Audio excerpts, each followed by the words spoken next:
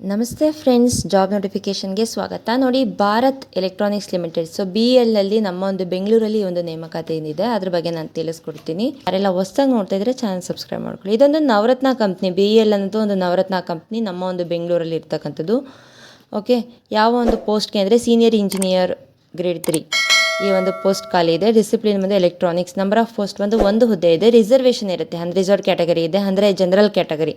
So ಎಲ್ಲರೂ ಕೂಡ apply ಮಾಡ್ಬೋದು, ಎಲ್ಲ ಕ್ಯಾಸ್ಟ್ ಅವರನ್ನು. ಎಂಪ್ಲಾಯ್ಮೆಂಟ್ ಟೈಪ್ ಬಂದು ಫಿಕ್ಸ್ಡ್ ಟರ್ಮ್ ಬೇಸಿಸ್, ಇಂತಿಷ್ಟು ವರ್ಷಗಳಿಗೆ ಅಂತ ಫಿಕ್ಸ್ ಮಾಡ್ಕೊಂಡಿರ್ತಾರೆ. ಸ್ಕೇಲ್ ಆಫ್ ಪೇ ಬಂದು ನೋಡಿ 50,000ದಿಂದ 1,60,000ವರೆಗೂ ಇರುತ್ತೆ. ಅಪ್ಪರ್ ಏಜ್ ಲಿಮಿಟ್ 32 ವರ್ಷ. ಮಿನಿಮಮ್ ಏಜ್ ಬಂದು ಇದಕ್ಕೆ 21 ವರ್ಷ. 21 ವರ್ಷದಿಂದ 32 ವರ್ಷದೊಳಗಡೆ ಇರ್ತಕ್ಕಂಥವ್ರು ಈ ಒಂದು ಹುದ್ದೆಗಳಿಗೆ ಅರ್ಜಿಯನ್ನು ಸಲ್ಲಿಸ್ಬೋದು. ಹಾಗೆಯೇ ಎಕ್ಸ್ಪೀರಿಯೆನ್ಸ್ ನೋಡೋದಾದರೆ 4 years ಎಕ್ಸ್ಪೀರಿಯೆನ್ಸ್ ಇರಬೇಕು. ಲೊಕೇಶನ್ ಆಫ್ ಪೋಸ್ಟಿಂಗ್ ಒಂದು ಹೈದರಾಬಾದಲ್ಲಿ. ಬೆಂಗಳೂರಲ್ಲಿ ನೇಮಕಾತಿ ನಡೀತಾ ಇರುತ್ತೆ. ಅದು ಸದ್ಯಕ್ಕೆ ಪೋಸ್ಟ್ ಬಂದು ಇವರ ಕಡೆಯಿಂದನೇ ಅಲ್ಲಿಗೆ ಕಳಿಸ್ತಾರೆ, ಹೈದರಾಬಾದ್ಗೆ. ಓಕೆ, ಆನಂತರ ನೀವು ಚೇಂಜ್ ಮಾಡ್ಕೋಬೋದು, ಅಂದರೆ ನಿಮ್ಮ ಒಂದು ವರ್ಕ್ ಎಲ್ಲ ಕಂಪ್ಲೀಟ್ ಆದ ನಂತರ 1 year 2 years ಎಕ್ಸ್ಪೀರಿಯೆನ್ಸ್ ಆದಮೇಲೆ ಬೇಕಾದರೆ ನೀವು ಚೇಂಜ್ ಮಾಡ್ಕೋಬೋದು. ನೋಡಿ, ಇಲ್ಲಿ ಪೇ ಆ್ಯಂಡ್ ಅಲವೆನ್ಸ್ ನಾನು ಆಗಲೇ ಹೇಳಿದೆ, 50,000ದಿಂದ 1,60,000ವರೆಗೂ ಇರುತ್ತೆ ಅಂತ. ನೋಡಿ, ಇಲ್ಲಿ ಫಿಕ್ಸ್ಡ್ ಟರ್ಮ್ ಇರುತ್ತೆ. ಇನಿಷಿಯಲ್ ಪೀರಿಯಡ್ 5 years ಕಾಂಟ್ರಾಕ್ಟ್ ಮಾಡ್ಕೊಂಡಿರ್ತಾರೆ. ಅದಾದ ನಂತರ 2 years ಎಕ್ಸ್ಟೆಂಡ್ ಮಾಡ್ತಾರೆ. ಓಕೆ, ಇದರಲ್ಲಿ ಅಪ್ಪರ್ ಏಜ್ ಲಿಮಿಟ್ಗೆ ಏಜ್ ರಿಲ್ಯಾಕ್ಸೇಷನ್ ಕೂಡ ಇರುತ್ತೆ. OBC SC ST ಅವ್ರಿಗೆಲ್ಲರಿಗೂ. ಸೊ OBC ಅವ್ರಿಗೆ 3 years ಇರುತ್ತೆ, SC ST 5 years. Okay, education qualification ಏನಾಗಿರಬೇಕು ಅಂದರೆ BE BTech ಆಗಿರ್ತಕ್ಕಂಥವ್ರು ಈ ಒಂದು ಹುದ್ದೆಗಳಿಗೆ ಅರ್ಜಿಯನ್ನು ಸಲ್ಲಿಸ್ಬೋದು. BE in electronics and communication, electronics and telecommunication ಆಗಿರ್ತಕ್ಕಂಥವ್ರು, ಅಥವಾ BTech ಎಲೆಕ್ಟ್ರಾನಿಕ್ ಸೆಕ್ಟರ್ ಮಾಡ್ಕೊಂಡಿರ್ತಕ್ಕಂಥವ್ರು ಈ ಒಂದು ಹುದ್ದೆಗಳಿಗೆ ಅರ್ಜಿಯನ್ನು ಸಲ್ಲಿಸ್ಬೋದು.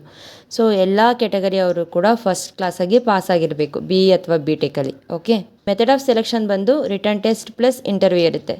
Okay, post qualification experience minimum 4 years experience ಆಗಿರಬೇಕು.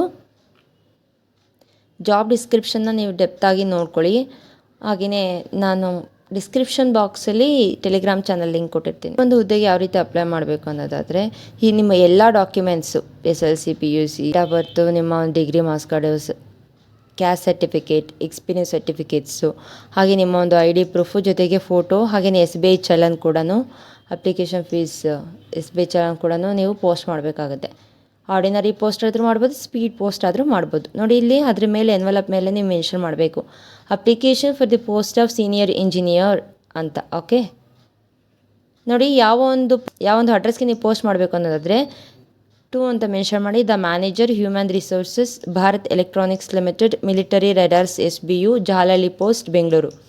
ಸೊ ಈ ಒಂದು ಅಡ್ರೆಸ್ಗೆ ನೀವು ಪೋಸ್ಟ್ ಮಾಡಬೇಕಾಗುತ್ತೆ. ನೋಡಿ, ಇದು 12/3/2025 ಒಳಗಡೆ ಈ ಒಂದು ಪೋಸ್ಟ್ ರೀಚ್ ಆಗಿರಬೇಕು. ಅಪ್ಲಿಕೇಶನ್ ಫೀಸ್ ಬಂದು ನೋಡಿ, general category, economically weaker section, OBC candidates ಎಲ್ಲರಿಗೂ 472 ರೂಪಾಯಿ ಇರುತ್ತೆ. ಇದರಲ್ಲಿ ಅಪ್ಲಿಕೇಶನ್ ಫೀಸ್ ಬಂದು 400 rupees ಪ್ಲಸ್ 18% GST. ಸೊ ಟೋಟಲಾಗಿ 472.